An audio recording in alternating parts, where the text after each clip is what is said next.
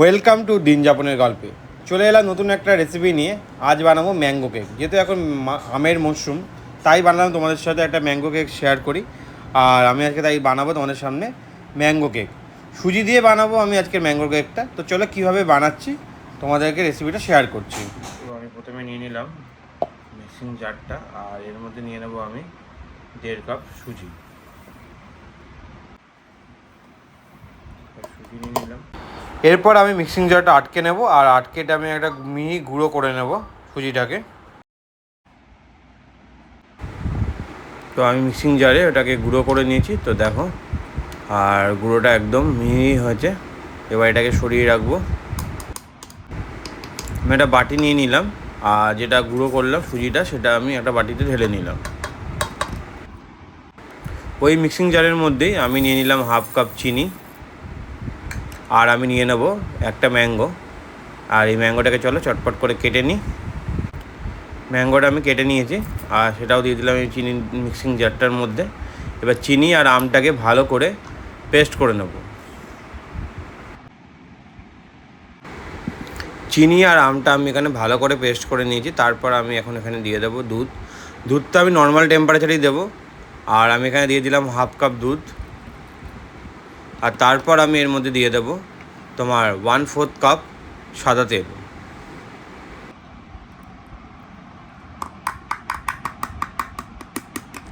এরপর আমি মিক্সিং জারটা আটকে দিয়ে এটাকে আবার ভালো করে পেস্ট করে নেব।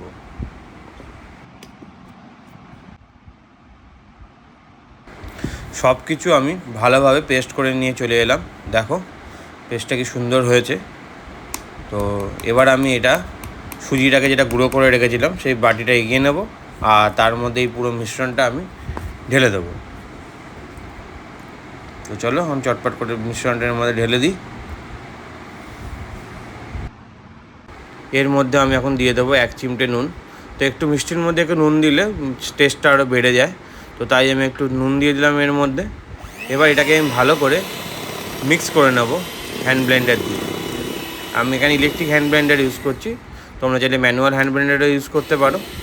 তো তাই আমি দেখো আমি এখানে ভালো করে এটাকে মিক্স করে নিচ্ছি হ্যান্ড ব্লেন্ডার দিয়ে। যতক্ষণ একটা ভালো মিহি পেস্ট রেডি যতক্ষণ না আছে ততক্ষণ আমি হ্যান্ড ব্লেন্ডার দিয়ে করতে থাকবো।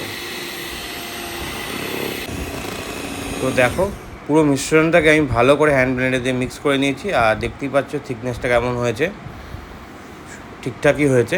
এবার যেহেতু এটা সুজি তাই আমি এটা ঢাকনা চাপা দিয়ে 15 মিনিট রেখে দেবো, তারপরে বাদবাকি প্রসেসটা করব। 15 মিনিট হয়ে গেছে, এবার আমি এটা খুলে নিচ্ছি। আর এর মধ্যে এবার আমি দিয়ে দেবো বেকিং পাউডার। এখানে আমি 1 টেবিল স্পুন বেকিং পাউডার দিলাম। বেকিং সোডা আমি এখানে ইউজ করছি না। হ্যান্ড ব্লেন্ডার দিয়ে আবার এটাকে ভালো করে আবার মিক্স করে নেব। তো দেখো আমি মিশ্রণটা পুরো রেডি করে নিয়েছি, থিকনেসটা ঠিকঠাকই হয়েছে। এবার এটাকে আমি সরিয়ে নেব, আর আমি নিয়ে নেবো এরপর কেকের ট্রেটা, যে ট্রেটার মধ্যে আমি কেকটা বেক করব। তো আমি আজকে মাইক্রোওভেনে বেক করব। তো চলো আমি এখন এখানে অল্প করে সাদা তেল ঢেলে নেব। তোমাদের আমার কাছে যেহেতু বাটার পেপারটা নেই তাই বাটার পেপারটা ইউজ করছি না, আমি সাদা তেল এখানে ঢেলে নিলাম। এরপর আমি এটাকে ব্রাশ করে নেব ভালো করে এই কন্টেনারটা। তো দেখো আমি ভালো করে ব্রাশ করে নিচ্ছি। আর তোমাদের কাছে যদি বাটার পেপার থাকে তোমরা বাটার পেপার এখানে ইউজ করে নেবে, তার উপরে তেলটা দেবে। আর যদি আমি বাটার পেপার ইউজ করিনি তাই আমি ওপরে একটু ময়দা ছড়িয়ে দিচ্ছি। তারপরে আমি কেকের মিশ্রণটা এর মধ্যে দিয়ে ঢেলে দেবো।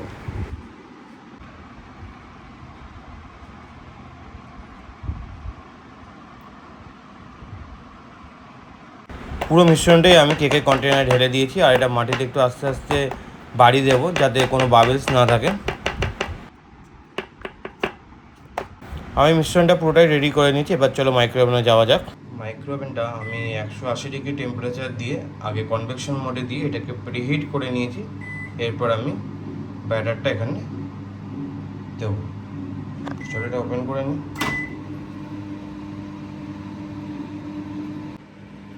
আমি ব্যাটারটা এভাবে দিয়ে দিলাম। এটা দিয়ে এটা বন্ধ করে দিলাম। আর তোমার এখানে ফাংশনটা দেখাচ্ছে আমি কনভেকশন মোডে দিয়ে আমি এখানে টেম্পারেচারটা সেট করে দিচ্ছি 60°-তে, আর এটা আমি 30 মিনিটের জন্য সেট করে আমি এটা স্টার্ট করে দেবো।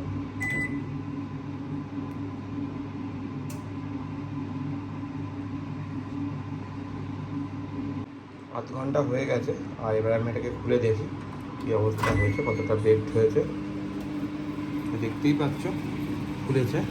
এবার আমি একটু কাঠি ঢুকিয়ে দেখে নেব যে এখনও বেকড হবে কি নরম আছে, দেখে নেই।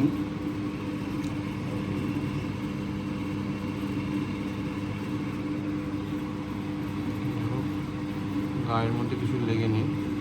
তো আমার কেক রেডি হয়ে গেছে। তো চলো এবার এটাকে মাইক্রোওভেন থেকে বের করে নিই। মাইক্রোওভেন থেকে আমি এটাকে বের করে নিয়েছি। এবার এটাকে ঠান্ডা করে নেব। ঠান্ডা করার পর তারপরে আমি কেকটা কাটবো, আর তারপর তোমাদেরকে দেখাচ্ছি কেমন হয়েছে কেকটা। আমি একটা থালার মধ্যে বের করে নিয়েছি, আর দেখতেই পাচ্ছ কেকটা কতটা ফুলেছে। এবার চলো কেকটা কাটার পালা, কেটে নিই আর তোমাদেরকে দেখাচ্ছি কতটা নরম হয়েছে কেকটা।